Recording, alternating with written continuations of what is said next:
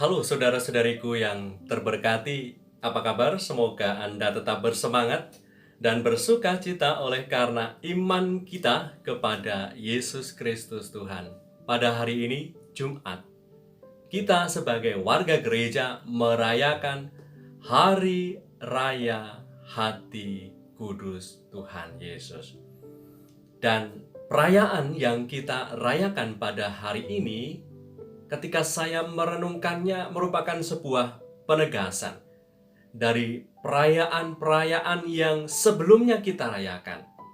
Tentunya kita pada beberapa minggu yang lalu, kita bersama-sama merayakan Hari Raya Kebangkitan Tuhan, di mana pada Minggu Paskah kita sungguh-sungguh meyakini Tuhan Yesus yang bangkit itu menjumpai para muridnya. Yesus mengalami sengsara, wafat, namun bangkit pada hari yang ketiga dan menjumpai para murid. Dan dalam suasana sukacita kebangkitan Tuhan itulah Tuhan Yesus yang bangkit menjumpai para murid selama 40 hari. Dan sesudah 40 hari merayakan sukacita Paskah, Yesus naik ke surga. Kita merayakan kenaikan Tuhan. Dan sebelum Yesus naik ke surga, Tuhan Yesus berpesan bahwa Ia akan mengutus Roh penolong yang lain, Roh Kudus. Dan kita juga sudah merayakan Hari Raya Pentakosta, di mana Roh Allah yang Maha Kudus itu menggelorakan, menjiwai dan menyemangati para murid sehingga mereka bisa menjadi saksi-saksi yang sungguh-sungguh handal mewartakan Kristus ke segala penjuru dunia. Dan sesudah kita merayakan Pentakosta, kita juga merayakan Hari Raya Tritunggal Maha Kudus, di mana Allah yang Immanuel, Allah yang selalu menyertai dan menguatkan kita itu sungguh-sungguh kita rasakan ketika kita merayakan Hari Raya Tritunggal Maha Kudus, di mana Allah tidak pernah meninggalkan kita, tetapi selalu menyertai dan menopang hidup kita. Dan dalam minggu yang lalu kita juga merayakan Hari Raya Tubuh dan Darah Kristus, di mana kita sungguh meyakini bahwa Yesus Tuhan yang hadir di dalam Ekaristi itu memberikan tubuhnya yang mulia untuk kita santap dan menjadi satu dengan tubuh kita yang rapuh ini, sehingga kita dimampukan untuk melakukan segala hal yang baik dan berkenan di hatinya. Sehingga dari semua perayaan-perayaan yang kita rayakan sebelumnya ini sebagai sebuah penegasan dari apa yang kita rayakan pada hari ini, bahwa hari ini kita merayakan hati kudus Tuhan Yesus, bahwa Allah sungguh mengasihimu. Tuhan Yesus sungguh mengasihi kita, bahkan telah mengorbankan dirinya. Maka yang kita rayakan pada hari ini adalah sebuah penegasan yang ingin meyakinkan kita bahwa Allah itu sangat mengasihi kita, dan hendak meyakinkan kita, perayaan yang kita rayakan pada hari ini hendak meyakinkan kita bahwa Allah sangat mengasihi dan Allah selalu menopang dan menyertai perjalanan hidup kita.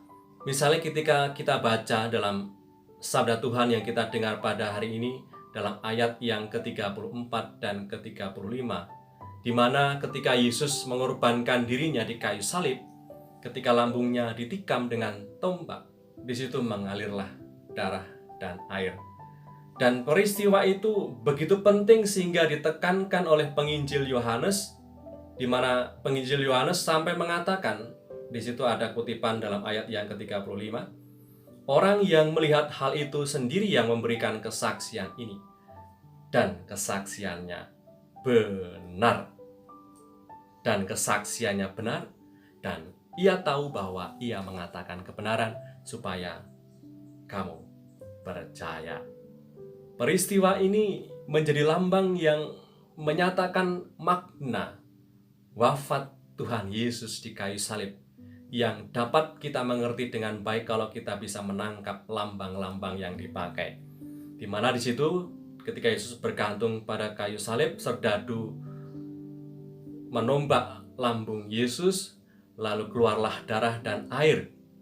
Dan dikatakan dalam dokumen resmi gereja, dalam Lumen Gentium nomor 3, dikatakan di situ, permulaan dan pertumbuhan gereja ditandakan dengan air dan darah yang mengalir dari lambung Yesus yang terluka di kayu salib.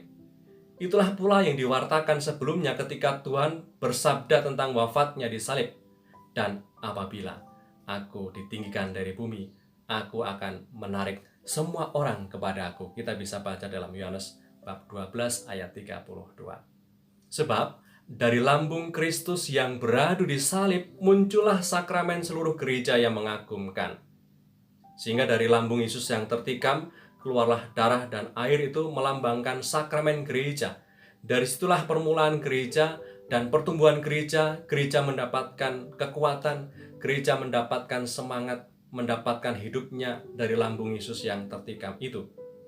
Dan ditegaskan dalam Katekismus Gereja Katolik nomor 766, seperti Hawa dibentuk dari rusuk Adam yang sedang tidur, demikian gereja dilahirkan dari hati tertembus Kristus yang wafat di salib. Maka darah dan air yang mengalir dari lambung Kristus yang tertikam merupakan gambaran akan sakramen pembaptisan dan ekaristi, di mana lewat kedua sakramen inilah yang menjadikan kita anggota gereja dan yang membuat kita mendapatkan kekuatan sebagai anak-anak Allah dan sebagai anggota keluarga Allah. Oleh karena itu, saudara-saudariku yang terberkati, jika kita sungguh-sungguh meyakini bahwa dari lambung Yesus yang tertikam kita diselamatkan, mendapatkan rahmat pengudusan, lambang kasih Tuhan yang tiada batasnya untuk kita semua, lalu kita mau buat apa? Kita sudah dikuduskan, kita semua sudah mendapatkan keselamatan oleh karena rahmat penebusan itu, lalu kita bisa buat apa? Yang bisa kita lakukan adalah tentunya membalas kasih-Nya. Hati kudus Yesus yang kita rayakan pada hari ini, ketika saya merenungkan ini adalah sebagai sebuah ungkapan iman akan kerinduan Tuhan agar semua orang itu mau merasakan betapa manusia itu sungguh-sungguh dikasih oleh Tuhan. Dan ketika orang sungguh mengalami dikasih oleh Tuhan, harapannya manusia kita membalas kasih-Nya. Sehingga persis seperti dikatakan oleh Santo Yohanes dalam suratnya, dalam 1 Yohanes bab 4 ayat 10, apa yang penting melebihi segalanya adalah cinta Tuhan pada kita.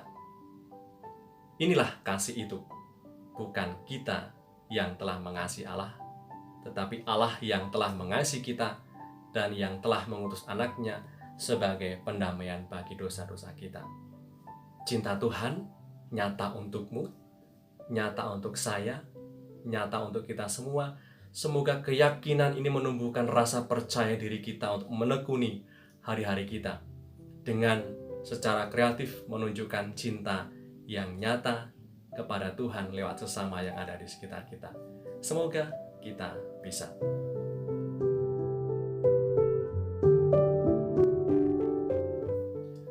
Oleh karena itu, saudara-saudariku, marilah kita mohon berkat Tuhan, kita berdoa kepadanya. Hati kudus Yesus, jadikanlah hati kami seperti hati-Mu. Dalam nama Bapa dan Putra dan Roh Kudus. Amin. Ya Allah, dalam hati Putra-Mu yang dilukai oleh dosa-dosa kami, Engkau berkenan menganugerahi kami harta cinta kasih-Mu yang tak terhingga. Bantulah kami menyatakan bakti yang tulus kepadanya dan memberikan pemulihan yang pantas bagi dosa-dosa kami. Semoga hati-Nya yang Maha Kudus menggelorakan semangat kami untuk menekuni hari-hari kami di tengah pekerjaan, rutinitas, dan keluarga kami.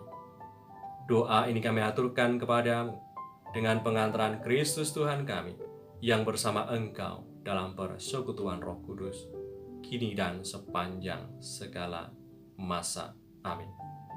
Berkat Allah yang Maha Kuasa turun atas kita semua, Bapa dan Putra dan Roh Kudus. Amin. Hati kudus Yesus, jadikanlah hati kami seperti hati-Mu. Saudara-saudariku yang terberkati, Tetap semangat, tetap optimis, and stay calm with Jesus.